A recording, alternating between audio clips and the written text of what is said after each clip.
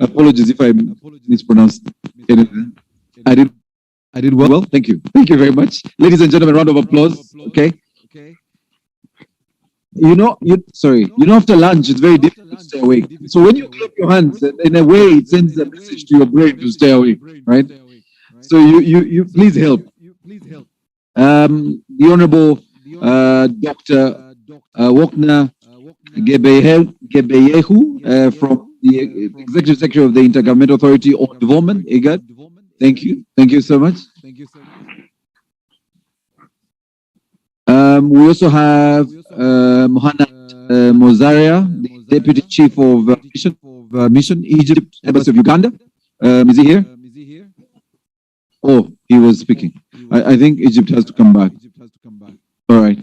We also have Dr. Masin Hainatu, Regional Director, UN Women.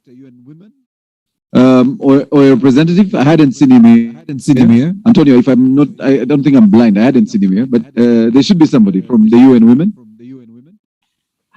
All right. So Daniels, I'm told he already delivered the message. So we'll do. Egypt is available for the Q&A. We also have Chimimba David Mfiri, FAOSAB Regional Coordinator for Eastern Africa and representative to the AU and UNECA. Thank you. Thank you. Round of applause, ladies and gentlemen. We also have Mr. Mohammed Abdi, NGO Consortium, Somalia. Ladies and gentlemen, round of applause as he joins us. Do we have a representation from the East African community representing the Secretary General? ESC? Anyone from the ESC representing the Secretary General? All right.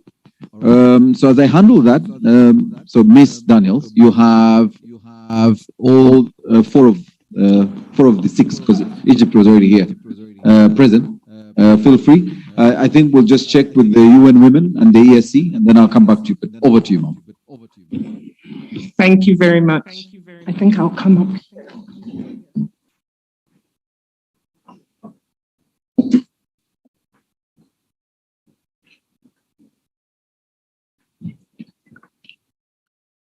Excellent. Is it working?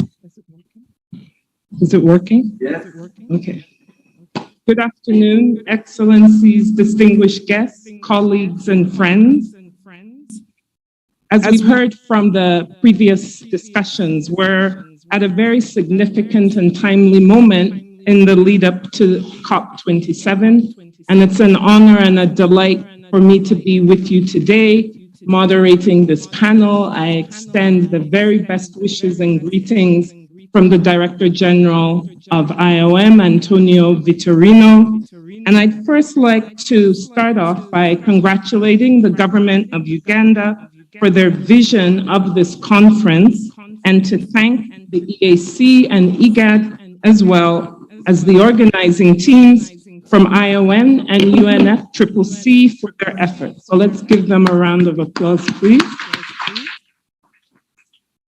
At IOM, we're extremely pleased to see the growing recognition of the importance of human mobility in the context of climate change and the mobilization to provide innovative solutions.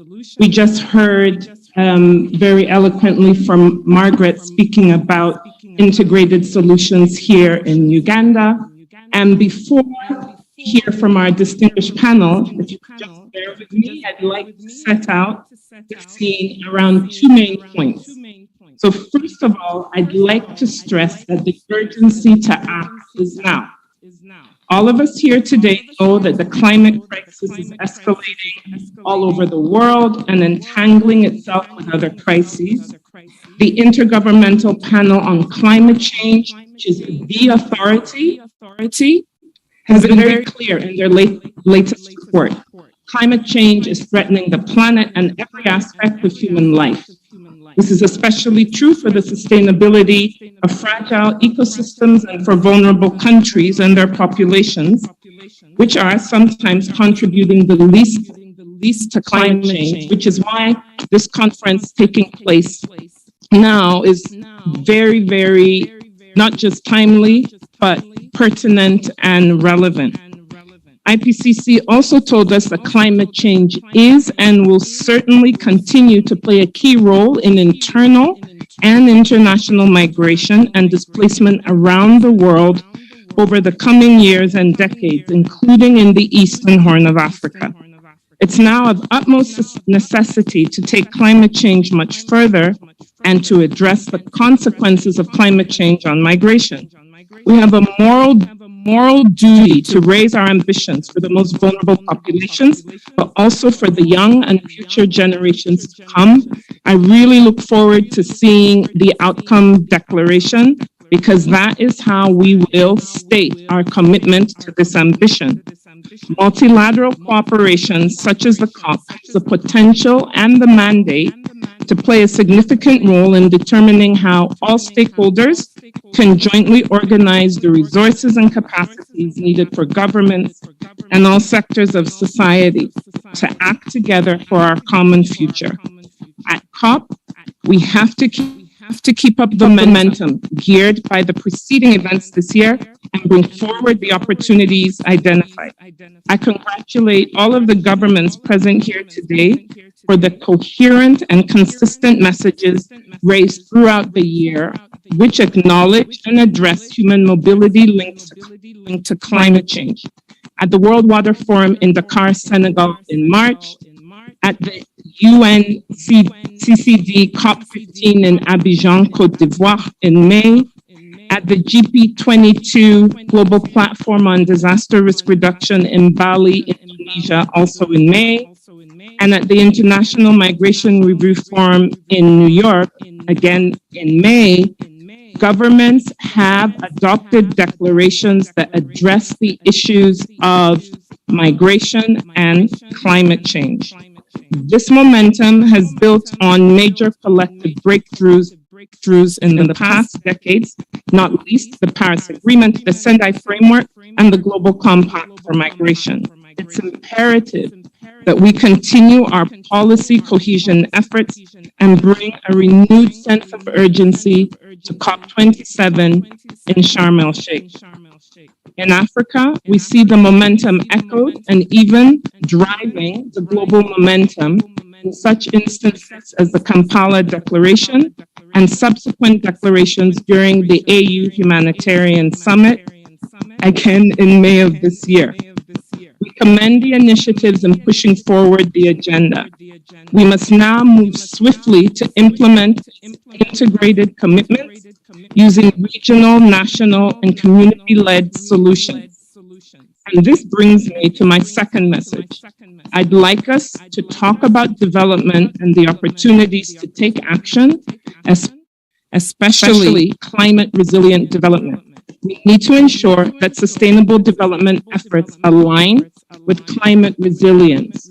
Only then conditions will exist to offer vulnerable communities adequate solutions and opportunities to adapt or cope with climate change impact in a safe and dignified way that can enable peace and prosperity, leaving no one behind.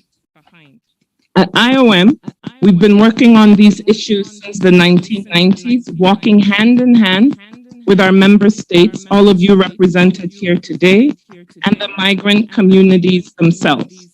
The mathematics of targets is unequivocal on the size of our collective task and on the determination the same demand of us. We have less than 10 years to reduce emissions, enough to keep global warming well below 1.5 degrees. We have 7 years left to achieve the Sustainable Development Goals, and we have no time left to avert displacement due to climate change, as it is already a reality with frightening prospects until 2050. Our common future needs global and intergenerational action to address climate and advance humanity progress towards a climate resilient development pathway. I want to thank the government of Uganda for their forward-thinking vision and for bringing us all together. As such, I'm honored to introduce you to our honorable speakers that will present us with their knowledge and views on the opportunities we can take moving forward.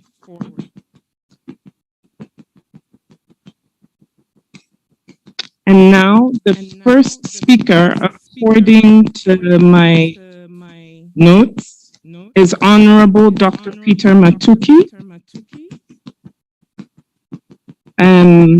Okay, I will then move on to Dr. Workne Gebeyehu, Executive Secretary of IGAD, to introduce the opportunities for regional integration. A very good bonjour and good morning. Assalamu alaikum to all of you. My name is Fatih Alwan. Thanks, Madam Moderator. I'm here representing His Excellency Dr. Workne Gebeyehu, who is our Executive Secretary, the IGAD. Actually, he's becoming to join us for the ministerial meeting, but just actually I'm here to brief you on the opportunity and the challenge on the thematic that we are discussing here today. I think, as you all know, the Intergovernmental Authority on Development, which is IGAD, is represented by 7 countries, which are Djibouti, Eritrea, Ethiopia, Somalia, Sudan, South Sudan, Kenya, and Uganda. And let me also tell you that we are very happy that we are today hosted by one of our member states, the Republic of Uganda.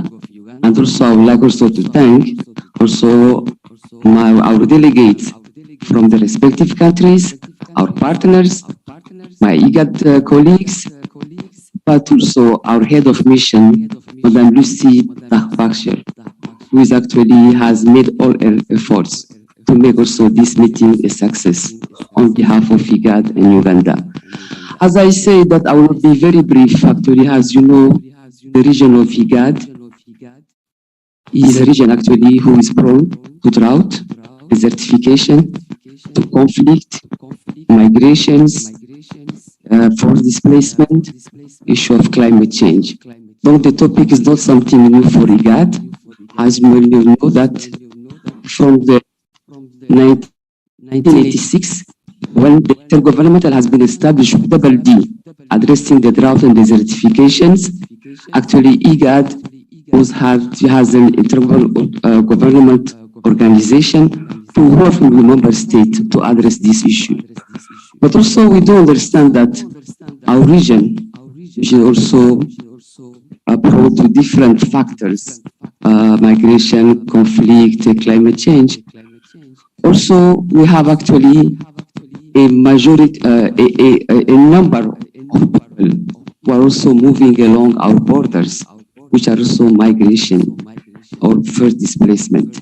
Donc, since 1996, we are also working very closely with IOM and in our member state to address also this issue of migration. So the two thematics that we're discussing today are interlinked, and this is why I say the two topics are not new for us, and also we're trying how we can address the best and see also what could be the innovative solutions. In terms of policy, strategies, or legal framework, we have already put in place. We have what we call a regional policy on migrations and displacement, where the component of migration and climate change is part and parcel and has also endorsed it by our IGAD Council of Ministers in 2010. But also we have established actually in the respective countries, like in Kenya, we have also a Center of Excellence for the Climate Change.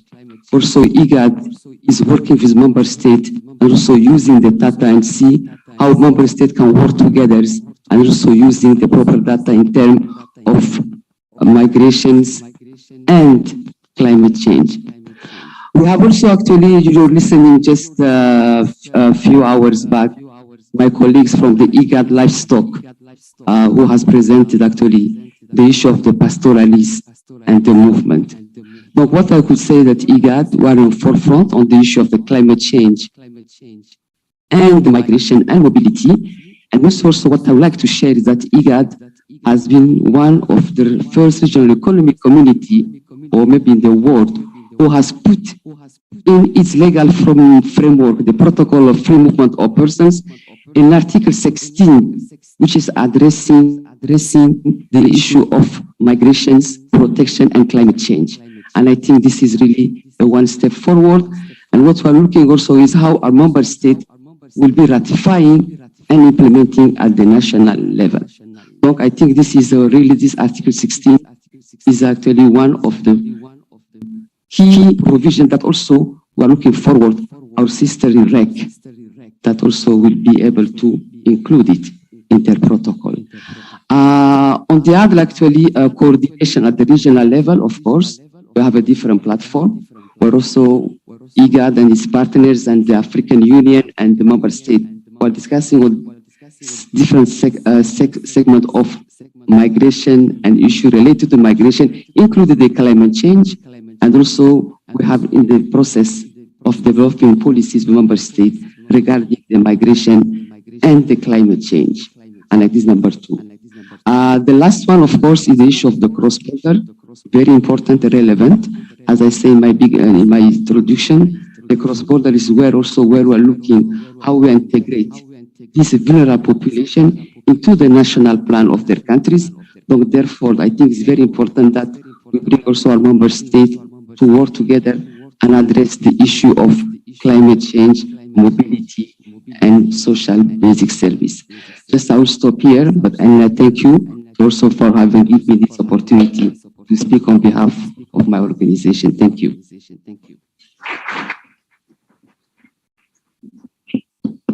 Thank you very much, Honorable Dr. Workneh Gebeyu, Executive Secretary of IGAD, and for highlighting the opportunities for regional integration in the region. Thank you. And now I call on Ambassador Dr. Namira Ngem, Director of the African Migration Observatory of the African Union, to speak on opportunities and priorities on the continent.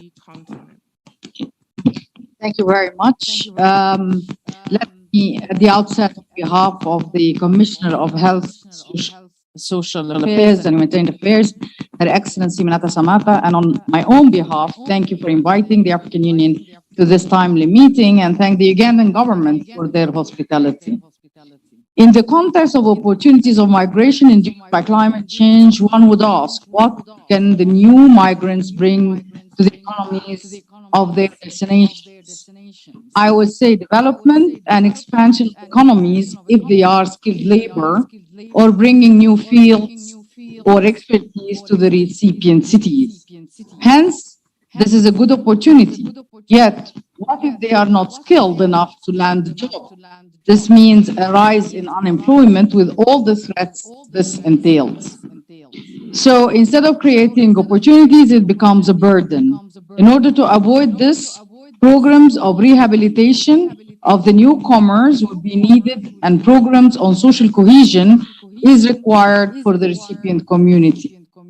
In this regard, the AU works through the AU climate change strategy and the migration policy framework to harmonize the strategies and policies tackling the issue of climate-induced migration. The AU is working on capacity building initiatives for member states and RECs while attempting to raise funds to increase access to financing the implementation of these initiatives. Currently, we are engaged in assessing the state of migration governance through capitalizing on the positives of migration and mitigate the negative impacts on development. To ensure filling up gaps in information and assistance, the AU established 3 specialized centers to enhance knowledge-based decisions, namely the African Migration Observatory, the African Center for Study and Research on Migration, and the Continental Operational Center. We believe that these centers will enhance our response to the needs of our member states and RECs, and one of the first exercises that we intend to do at the observatory is to do a mapping of these needs to enable us to tailor capacity building programs based on every region's needs to ensure that they are met. So IGAD and EAC colleagues expect that we will knock at your doors soon to work together on this exercise. This will be the beginning, but it won't be the end. We will do our best to ensure that we deliver the best of our abilities. We have priorities that basically to meet the needs of the regions and our member states in capacity building before anything. We realize that a lot has to be done to face the current climate crisis and its impacts on our communities.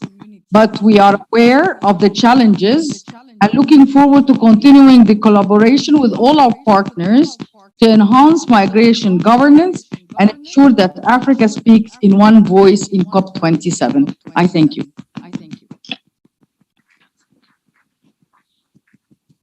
Thank you very much, Ambassador. I now call on Mr. Chimimba Piri, FAO Sub-Regional Coordinator for Eastern Africa and representative to the AU and UNECA, to speak on opportunities in climate-smart agriculture to support migrant communities. Thank you very much, our distinguished moderator, excellencies, colleagues, ladies and gentlemen. On behalf of the Food and Agriculture Organization of the United Nations, I'm really honored to be with you in this meeting, but also in this distinguished panel. The relationship between climate change, agriculture, and migration is complex and, as you know, intertwined. While the impacts of climate change and agriculture and food security are relatively well established, the surging effects of climate change on migration and its consequences on agriculture have not been adequately assessed and addressed. Weather extremes and climate shocks are the main drivers of food insecurity in many parts of Africa and in East Africa in particular. The region is, however, experiencing multiple other crises such as conflicts and political instability, crop pests and diseases, animal pests and diseases, COVID-19, economic challenges, high food prices, and lately also the impact of the reduced availability of agricultural inputs, fertilizers, and so on, and other agricultural commodities such as wheat and maize due to the Russia-Ukraine conflict. The compounded effect of these drivers has resulted in a sharp increase in the number of food insecure people across East and the Horn of Africa, moving from 12 million in less than 1.5 years ago to about 23 million now, projected to face high levels of food insecurity due to drought by December 2022 this year. Increasingly, frequent and severe weather shocks have contributed to worsening acute food insecurity in East, Central, and Southern Africa, parts of Asia, and Europe, bringing 24 million people in crisis or worse. Acknowledging the importance of the role of climate, FAO's new strategy on climate change addresses the existing challenges of making agri-food systems more efficient and resilient to climate-related shocks and stresses through transformation to better production, better nutrition, better environment, and better life, leaving no one behind. Climate-smart agriculture for FAO is an approach that was conceived to simultaneously address challenges related to climate change and food insecurity, focusing on a wide range of issues, including cropland, livestock, fisheries, and aquaculture, forests, and natural resources. FAO's approach to climate-smart agriculture is anchored on three holistic pillars. One, food security by sustainably increasing agricultural productivity and incomes. Through adaptation, adapting to the new realities of changing weather patterns and building resilience to climate change. And three, mitigation, reducing and or removing greenhouse gas emissions to the best extent possible. It is important to note that climate-smart agriculture approaches are context-specific. Therefore, there has to be a robust data and evidence base to understand the impacts of climate change on food security in different regions. This is the reason why FAO supports member countries, as well as regional economic organizations here in East Africa, and work very closely with IGAD and the East African community in policy harmonization and in capacity development. The FAO approach to climate-smart agriculture is therefore implemented through 5 main actions. 1, expanding the evidence base for climate-smart agriculture.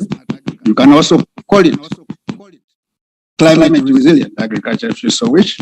2nd, supporting enabling policy frameworks. 3rd, strengthening national and local institutions. 4th, enhancing funding and financing options. And lastly, implementing climate-smart agriculture practices at field level.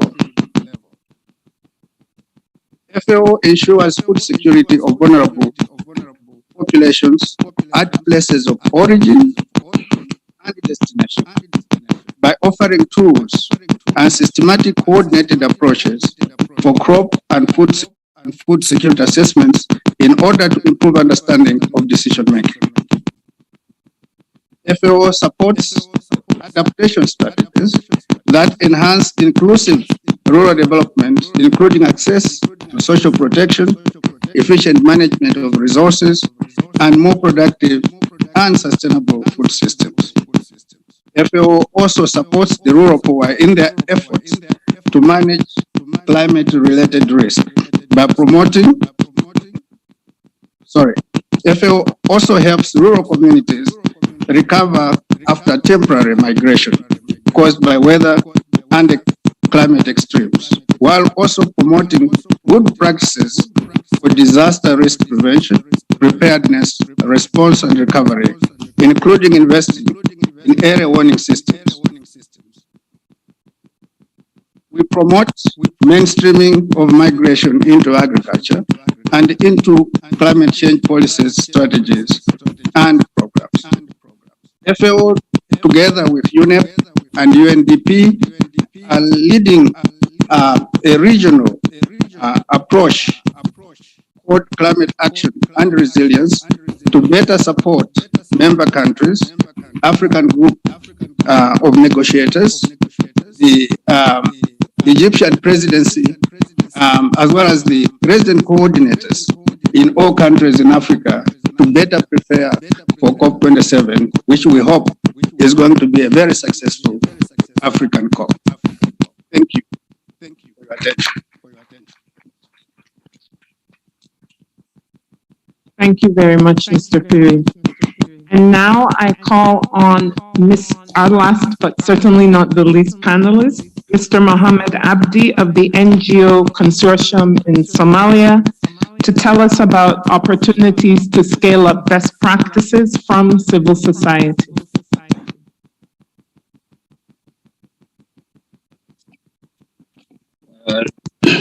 Distinguished moderator, distinguished guests, ladies and gentlemen, good afternoon. I will start by setting the tone of my presentation before I discuss the main topic. As presented by my colleague this morning, I just want to remind everyone about the context that we are dealing with. Somalia. Somalia is currently facing climate crisis. Somalia is a country that has experienced 3 major droughts in a decade. In 2011, 2016, and 2022 now. Somalia is a country that is experiencing the 4th failed rainy season, and predictions are there will be 5th failed rainy season in October. Because of that situation, over 7 million people will be at crisis hunger level by September of this year, with more than 200,000 facing a famine level of hunger. And over 950,000 people have been displaced, and we project that this number will cross 1 million people by the end of August. What is more, Somalia is experiencing more frequent and intense weather events over the last 30 years. The long-term climate model tells us Somalia will see more rain in many parts of the country, but more heat waves, dry spells, and more importantly, more variability in weather patterns. This means more floods, more droughts, and more unpredictability. And like many of the most crisis-wrecked nations, Somalia receives some of the lowest proportions of climate adaptation financing, despite being the second most climate vulnerable nations in the world. And so what does this mean for displacement? Unfortunately, not good.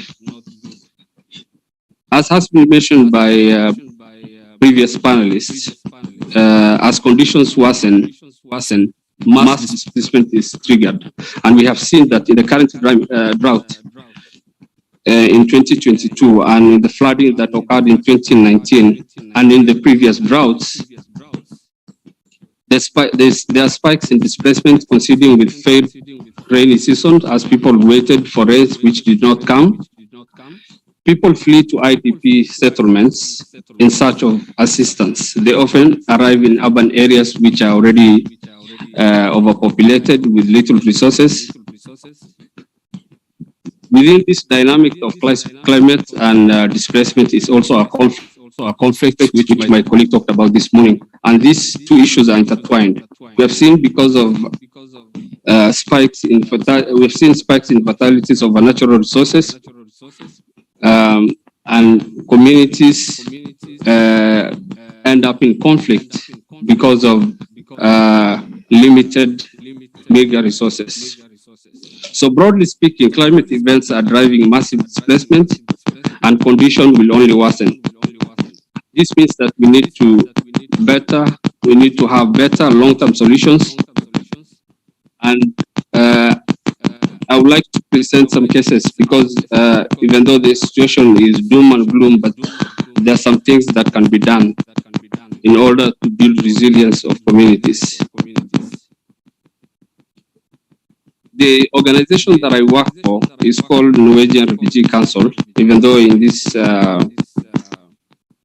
conference I'm presenting a consortium of organizations. We lead a consortium of 9 organizations that is working in a program called Building Resilience in Communities in Somalia. In short form, BRICS. And in many of the communities which participated in BRICS program, we have noted that they are surviving during droughts, primarily due to water infrastructure and other basic services that we have provided, and they are able to withstand shocks. Of the 127 water infrastructures installed through BRICS, we have noted that 97, or rather 84%, remained operational after 3 failed rainy seasons. But I should also insist that water management must be sustainable and focus on the future, and it should be holistic. We cannot just dig so many, or we cannot dig millions of boreholes hoping that this is going to address the water issues. Tackling this issue requires holistic approach, and it's a centerpiece of our resilience building, particularly in the face of changing climate. More importantly, resilience building proved in limiting shock-based migration from rural areas to urban areas, and provided temporary havens for people that had to leave their village in search of water and food.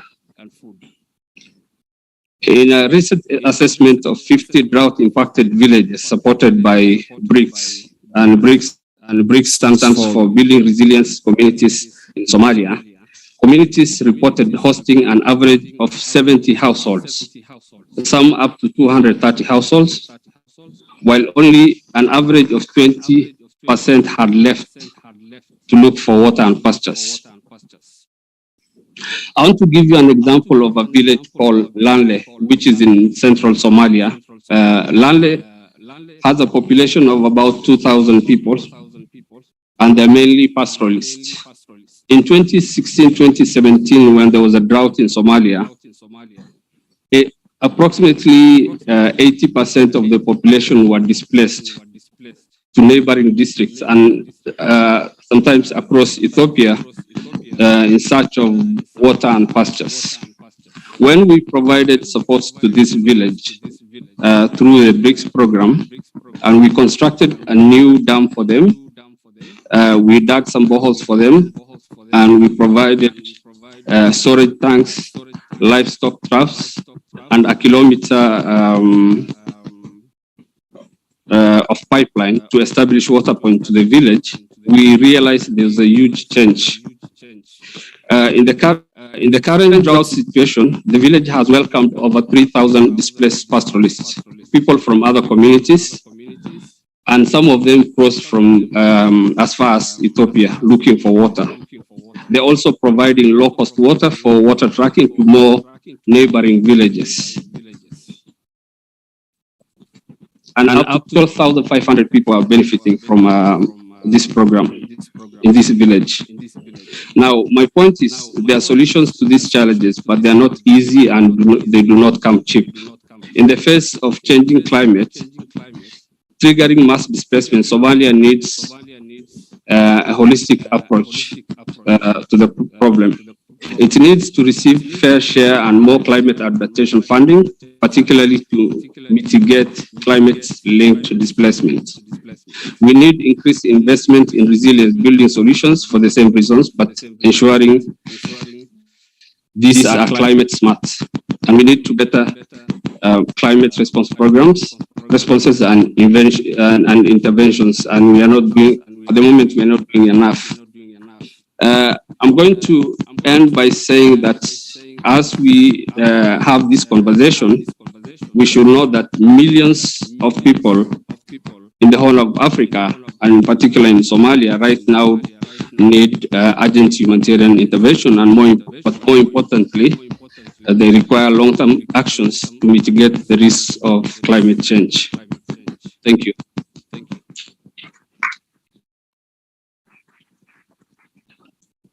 Thank you very much to our distinguished panelists. We have heard from Honorable Dr. Gabeyu about the regional frameworks in place in the IGAD region and the various assets through their policy framework that are available, and how this integration is happening, including cross-border. From Ambassador Nagim, we've heard about the priorities for the region, the focus, priorities for AU with a focus on capacity development initiatives, a mapping that will take place, knocking at the doors of IGAD and the EAC. And from FAO, we've heard about climate smart agriculture. And also we've heard at the community level about solutions to build resilience. We've heard about successful solutions that have built resilience in communities. But at the same time, we recognize that there's much more to be done. Humanitarian needs exist, and that solutions exist, but they're not easy, nor are they cheap, and therefore more funding is needed. So please, let's give a round of applause for a very interesting discussion and presentations. And now I open the floor for questions from participants for our panelists.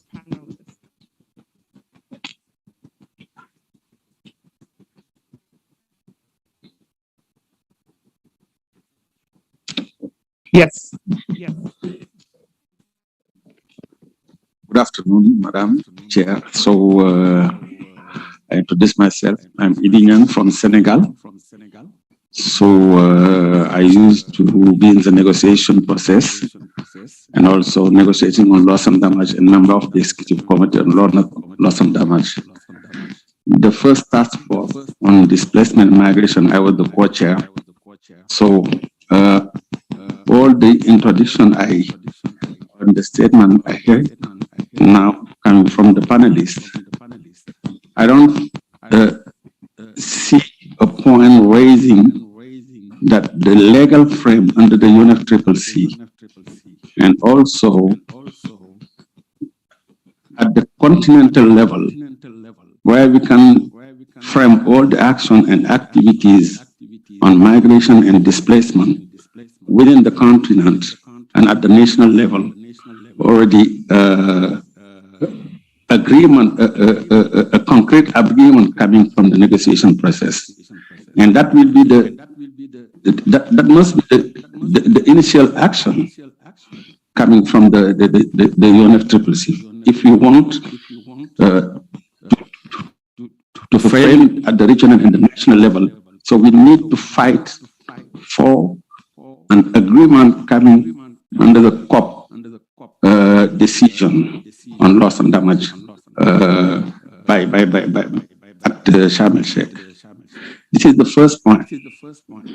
So secondly, so we need maybe, I think this field of migration and displacement is the one where we can have verifiable and precise data. If you want maybe to justify the need of agreement under the UNFCCC on displacement and migration, and these data must be the support of our discussion if you want to put it on the table and if you want an agreement. And I still negotiate on loss and damage, so I'm not I leave the executive committee, but I'm negotiating for LDC's countries on loss and damage. And I think we do not have enough argument when we try to have good decision on loss and damage and to put on the table when discussing with our partners on within the COP negotiation and discussion. I think that is the point. We can work maybe at the national and the regional level. If you want to develop project and to get funding coming from the UNFCCC convention, from the GCF or the adaptation fund, we need to have this decision, CAP decision, which is framing the displacement and the migration under the UNFCCC.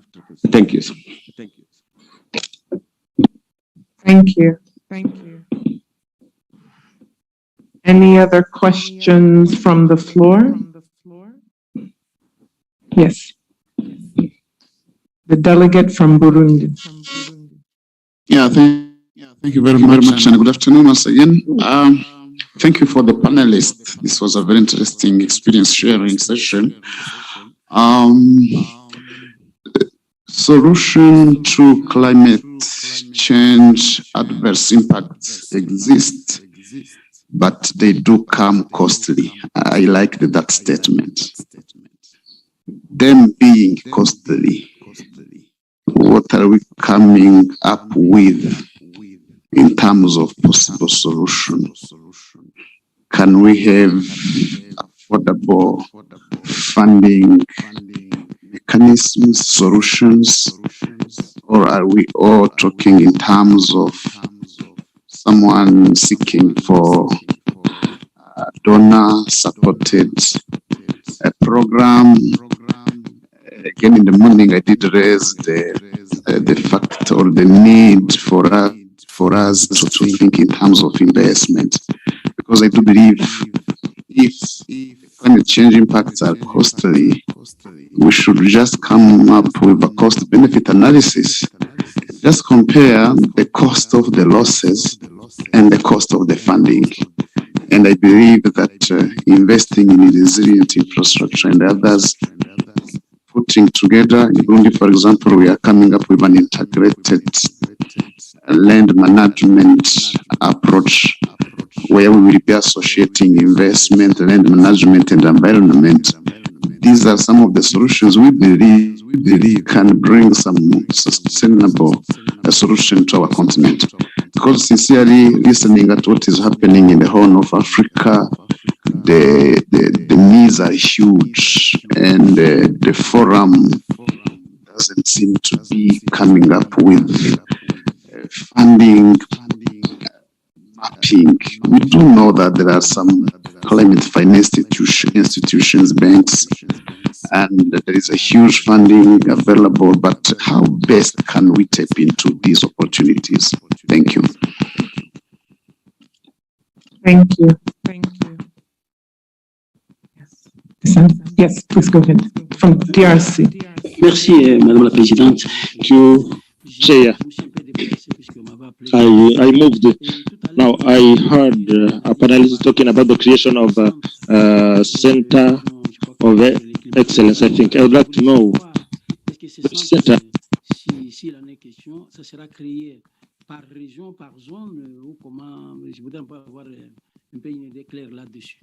On that, what are the criteria to host these centers?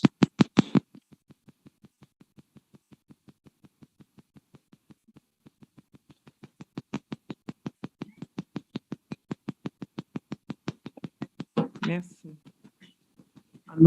Another question? Okay, if there are no other questions, then I will give each panelist an opportunity to reflect on the comments that we have heard from the floor. Ambassador? Thank you very much. I will just start by this meeting, because when we are trying to say we have to speak in one voice, this is one of the meetings in preparation of COP27 done by different regional economic communities in order to bring us together and bringing concerns of different regions on the floor. So the African group in COP27 will take these into consideration. As we speak here, the two commissioners for climate, for environment, and one for migration and for social affairs, both of them are attending meetings around the continent for the same purpose. So rest assured that we're trying, at least from the African Union side, under the Senegalese presidency, that we're doing our best to bring African states together. When it comes to the issue of the data and the lack of data in the continent, that is why the observatory has been established, and that is also le commentaire pour le monsieur. That's the comment from the guy from DRC. When we are speaking about the data deficiency in the continent, is because we have different capacities within our constituencies to collect data, analyze it, and do research on it. So far, all the data that we depend on are coming from outside of the continent.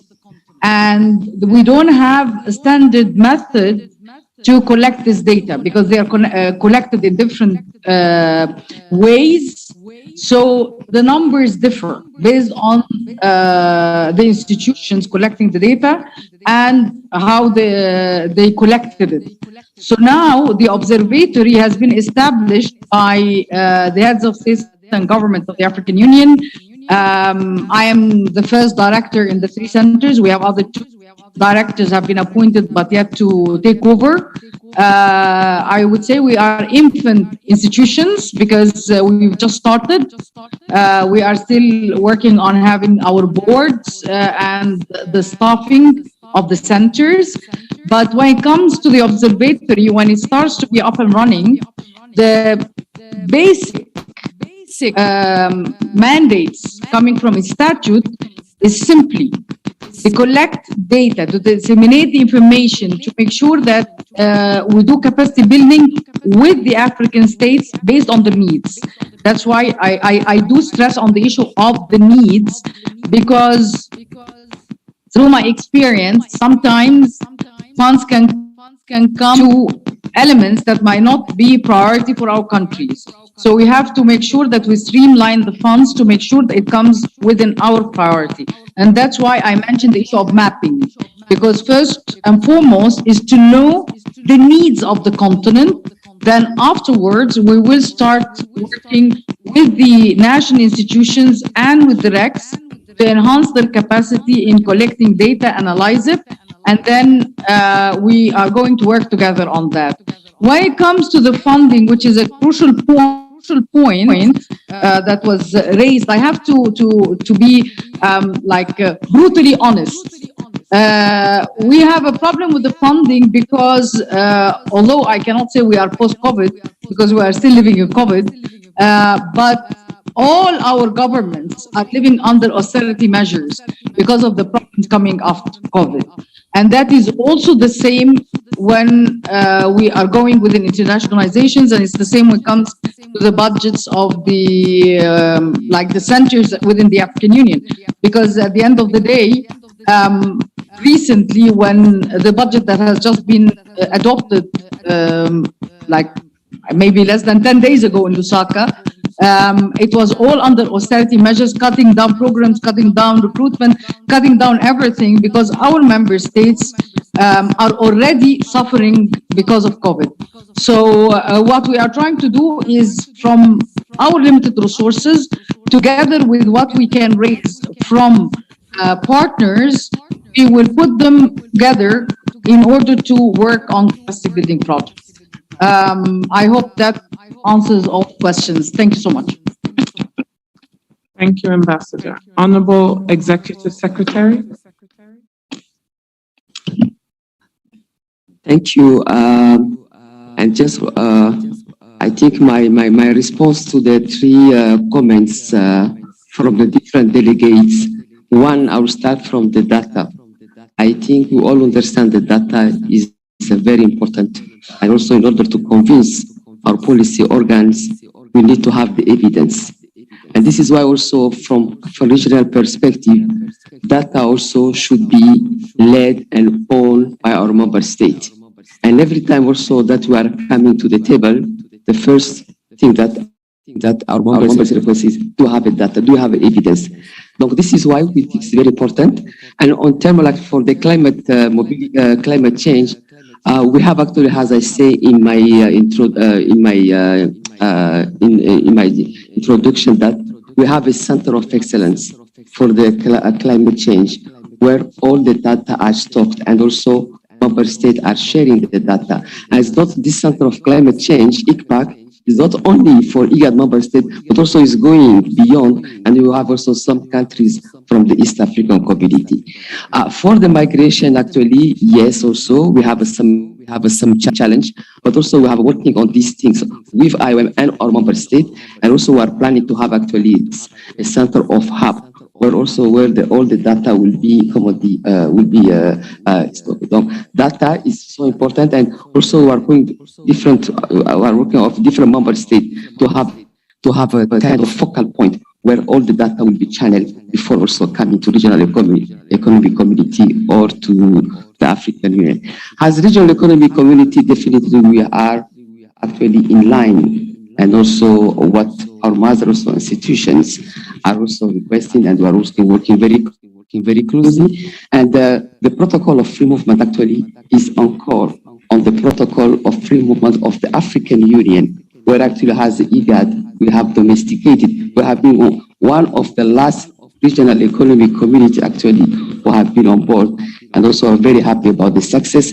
And as I say in my speaking notes, that this protocol is one of the protocol has this provision of the climate change and mobility, and how actually we can provide the needs for the affected populations. The issue of the child risk mobilization, This is a challenge. I think it's not only for this topic, but every, I think, issue that we're discussing, we have issue of funds and mobilization. But what matters is also how we can all come together, develop a joint plan, have a multi-year plan, and also speaking, as you say, Excellency, the same voice. I would like to thank you. Thank you very much, Honorable Executive Secretary. And now, Mr. Piri, can I hand over to you? Yes, moderator. I will just touch on the question that the delegate from Burundi raised about the costs.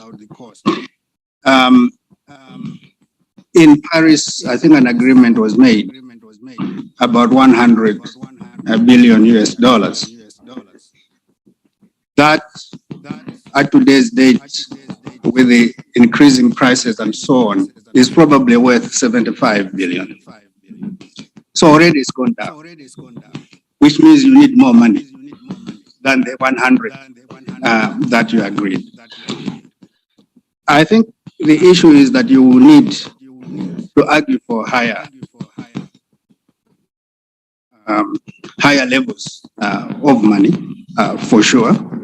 And considering that Africa contributes most to mitigation together with Southern America, you have every reason to argue that Africa is the solution to climate change. So the question of climate justice comes in. So it is a question of member states arguing rightly for what they contribute to climate mitigation.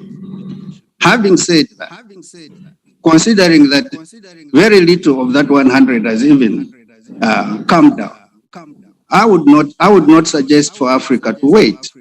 In fact, I think there are very simple technologies that you can use to adapt to climate. I have talked of climate smart agriculture. You don't need a lot of money for that. You need money still, but you don't need a lot of money. You do not need to get this money from elsewhere. So there are things I think that Africa can do itself without having to wait to get the money that you don't even know if you will ever get. Thank you. Thank you very much, Mr. Piri. And now I hand over to Mr. Abdi. Yeah, I'm not a climate change expert, but I will attempt to answer the same question that has been asked by my colleague from Burundi. And I just want to echo what my fellow panelists said. That first and foremost, some of the countries like Somalia that has contributed very little to the climate change is on the receiving end. So it is, for me, I think morally justifiable for some of these countries that are contributing to climate change to support countries like Somalia, Ethiopia, Djibouti, and others to mitigate against the risk of climate change. So that's my first point. Second point is that I would also like to second what my fellow panelists said, that some of the solutions, especially community-based solutions that I described earlier, may not be that expensive.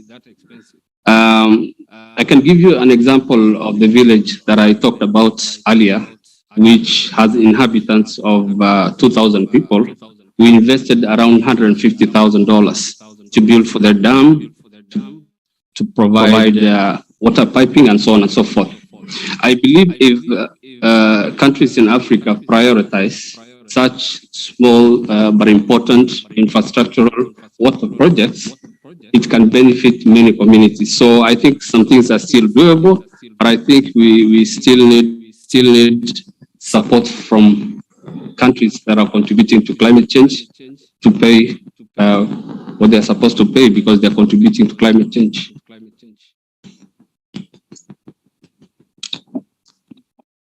Thank you very much for your responses. So I think that there's some common themes that are coming out from the presentations and responses of all our panelists. One is around holistic and comprehensive approaches. Another that the region is highly climate vulnerable. The time to act is now.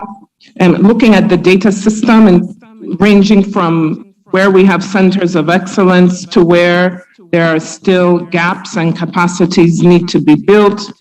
We have strong policy frameworks at the continental level, at the AU, but also at the regional level, such as IGAD, and also at the national level. And it's also very interesting to hear about the link between free movement and having climate mobility integrated into that within the policy framework. Clearly, there's an issue of funding, but it goes beyond the usual model, and we need to look at an investment model for solutions that are practical, less expensive, small infrastructure projects like we've heard that we know work. Solutions exist. We know what resilience looks like on the ground. What needs to happen, however, is we need to be able to do this at scale, be able to integrate these approaches into the existing frameworks, so that these solutions don't just happen in a few communities here and there, but are a way of working for us at the continent, at the regional level, and at the national level. So thank you very much for sharing. Maybe I can give you each 30 seconds for final thoughts. Just to rest assured that the African Union Commission, together with the member states, trying its best to counter the crisis and try to find innovative approaches for funding for capacity building. Thank you so much. Thank you very much, Ambassador. Honorable Executive Secretary. Thank you. Actually, we have heard that there have several recommendations from the different panelists, but what also would be interesting to know is, of course, we are all heading to Sharm el-Sheikh, but what would be the next? I think this is where we want to know. Do we have also a next one plan that we are developing a joint plan of action, etc. Donc, this is actually some of the thought, but thank you again. Thank you very much. Mr. Puri? Yes, FAO is in the business of making sure that you all eat, and also to make sure that those who are not here also eat and have sufficient food. Climate change is putting a barrier to making that happen. And FAO and others are working to make sure, using very simple technologies, to making sure that the people build resilience for them to eat. I will just give you one example. The current drought in the Horn of Africa is affecting 5 countries: Ethiopia, Kenya, Uganda, Somalia, and Djibouti. If this drought, 4 years of lack of rainfall, had happened in the 1980s, there would have been a major famine. But currently, no country has declared famine. The reason is that the governments and their partners have been building resilience over these years. So resilience works, and FAO supports resilience building. Thank you. Thank you very much. And Mr. Abdi, you have the final word. Thank you. I hope this is the last but not the least. I would like to echo again what my fellow panelists said on increased investment in resilience building. And I would like to leave you with a parting shot that failure to build resilience in the communities is also going to be costly in the long run, because provide water infrastructure at community level, you'll have solved almost 80% of their problems. Because, for instance, in Somalia, most of the people are either pastoralists or farmers, and they depend water as their livelihood. So if you provide water at community level, you'll have solved almost 80% of their problems. And if you fail to act, then most likely those communities, when the drought comes, will migrate to areas where they can find water. And so the time is now to invest, and we must prioritize it. Thank you very much. Please join me in acknowledging and recognizing our panelists. And with that, I hand back very gladly to Maurice. Thank you to our panelists. Thank you so much, and I'm excited. You managed the time very well. I was very worried. At some point, I thought I would have to send you a note. I discovered I didn't need to when you started asking for closing remarks. So thank you to yourself and the panel for a great job done. So this conversation is actually continuing, and I'm hopeful that when we go to the cocktail later today, and I really want to encourage you to come to the cocktail. We can agree that there will be some conversations on climate change and migration, but that there will also be some conversations around Uganda's great fish and pineapples and mangoes and the beautiful lake that will be in front of you. And take as many pictures. Let everyone know around the world that you are in the Pearl of Africa, and that finally you're. So there is this conversation about God having rested here after he had done all the creation, right? And so you can tell everyone you are in the perfect location where God rested on the seventh day. Okay, so I want us to conclude this conversation. So I want to invite Lucy and the team. So Lucy, what you're going to do is that you're right between people, and they're very short siesta before the cocktail, right? So I'm hopeful that the declaration will not take much longer than 10 to 15 minutes, and then our permanent secretary will close this conversation for today. But I think day one has been quite a success. I'm actually happy, Chair of the organizing committee, that people are still awake. So I think Ms. Daniels did a fantastic job. We have been encouraged by, I see, when the secretariat comes, I have to move. So, the rapporteurs?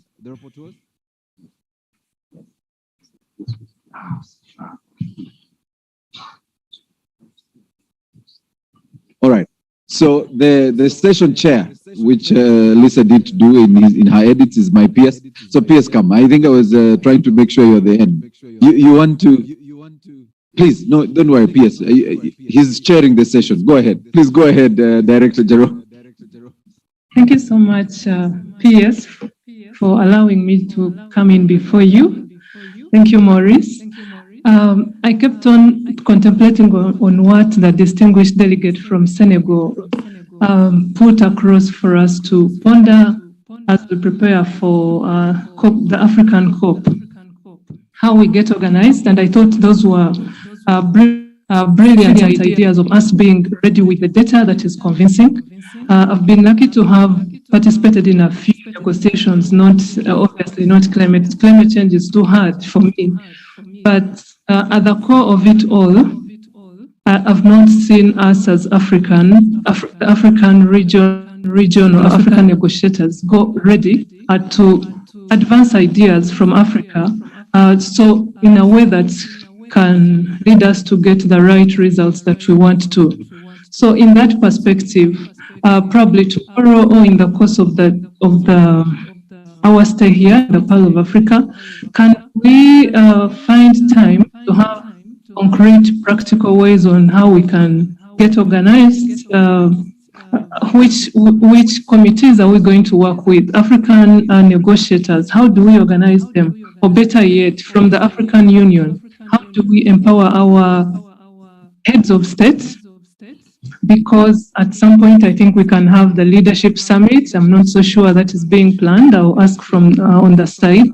How do we empower these heads of states to actually go with the same voice at an elevated level of intervention, so we push for a clear outcome from the loss and damage discussions, which have taken so long without making progress for obvious reasons. I think we can be fair to ourselves that the developed countries are not willing to provide the finances.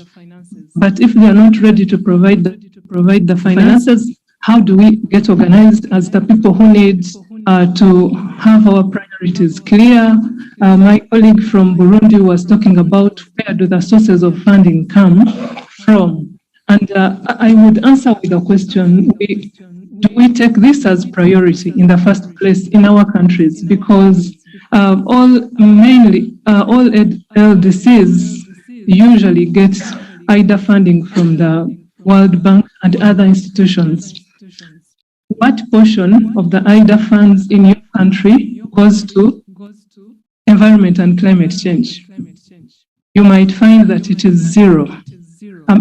Very few countries allocate IDA funds to resilience building, to adaptation, and so on. So if we don't take it as priority at home, then no one will ever take it as priority. Probably we need a practical session on how to move from here to Egypt with a more organized arrangement. How do we prepare our negotiators to go in one voice, but with practical steps, with data? It might not be around migrations maybe, but it can be on other elements which unite us all. For instance, energy. If we have enough energy in our countries, that is a starting point for us to build the resilience, because we shall not necessarily be depending on rain-fed agriculture and so on. Thank you so much. I submit. I thought I wanted to think loud. Thank you. I think that is a very valid observation, and it is something that certainly we'll have to see how we can spare some time and have a position, or at least a start, as we prepare to go for the Africa Climate Week, where that could actually be finalized and adopted. So, ladies and gentlemen, mine is a very simple exercise. What we have gone through mid-morning and this afternoon is actually to intrigue our minds and to set the motion for us to look at what the declaration, or the what form the declaration should take. So I'm just here to try to share with you the rationale for this declaration. We have heard from all the speakers that climate change is directly inducing mobility, and the consequences are there for all of us to see. We have experienced them, and we will continue experiencing them unless action is taken. Therefore, floods, landslide, the cyclones, etc., will ravage. And those of us from the Horn of Africa and East Africa are extremely vulnerable. When we talk of 2.6 million people displaced in 2021 alone, and I believe the figure is much higher this year, therefore, there is need for us to take action and to engage at all levels possible. Drought, desertification, rising sea level, rising lake level is here with us. And the livelihoods of our people in a number of places have been wiped out. And we are seeing urban centers and other places becoming also very vulnerable. So we cannot sit by and wait. So we need action. Therefore, this conference is geared towards developing an integrated approach to climate change-induced mobility across the region. And it should be an outcome of the conference, the shape of a befitting declaration that will address the human mobility in the context of climate change. And it also gives us opportunity to raise it for consideration seriously at global level during COP27 in Egypt. Therefore, we expect the Kampala Ministerial Declaration on Migration, Environment, and Climate Change to provide a starting point that the 12 member states will champion under IGAD and EAC to really bring out the regional priorities and what the impact of climate change is on as far as human mobility is concerned.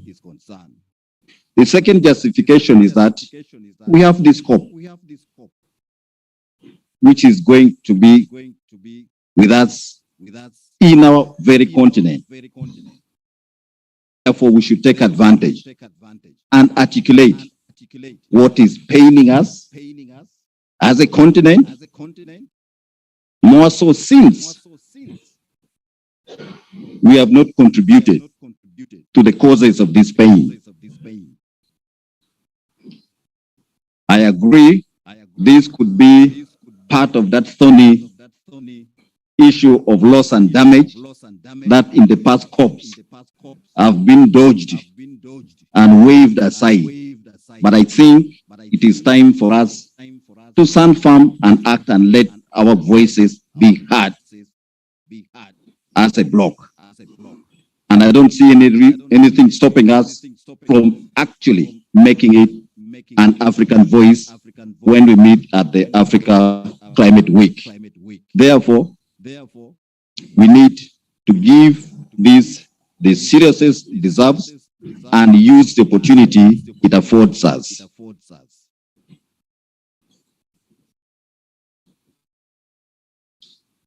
There are three messages that we want us to think about as we look at this declaration that we want to craft for consideration by our ministers tomorrow. We want to build on existing commitments and action. And this you'll see in the preamble. We are not looking at some very fundamentally different issues, but we want to build on the existing commitments and actions, which to a great extent has been reflected more in inaction. So how can we turn them to action? We also want to identify the main aspects of the migration, environment, and climate change nexus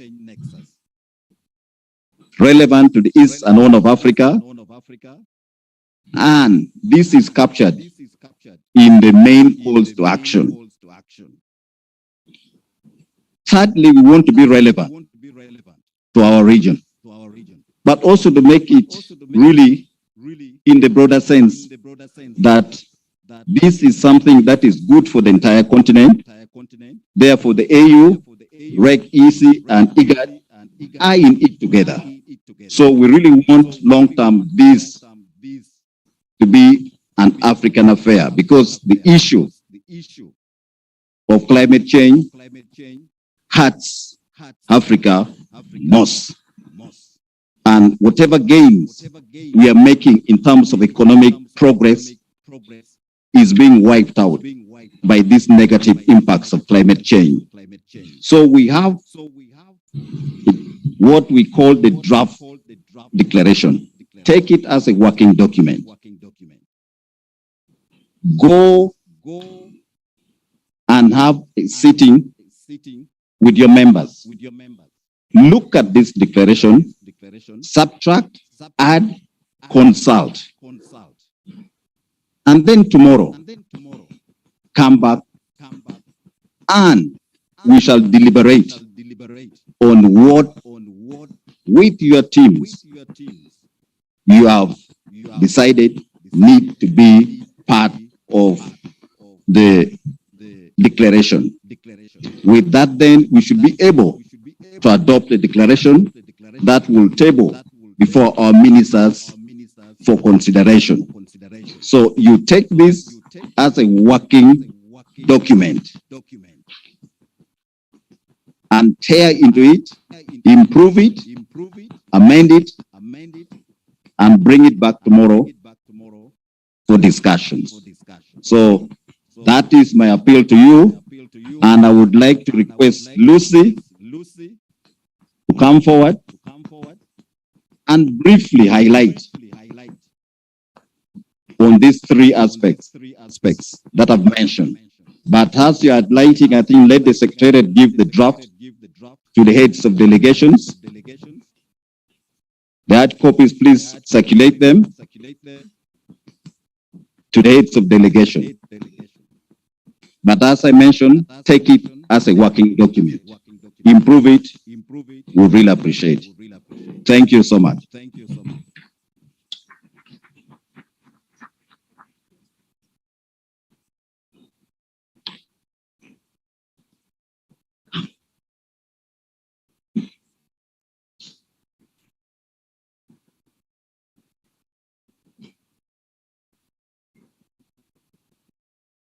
I believe you can project it on the screen too. So please project it as Lucy takes us through.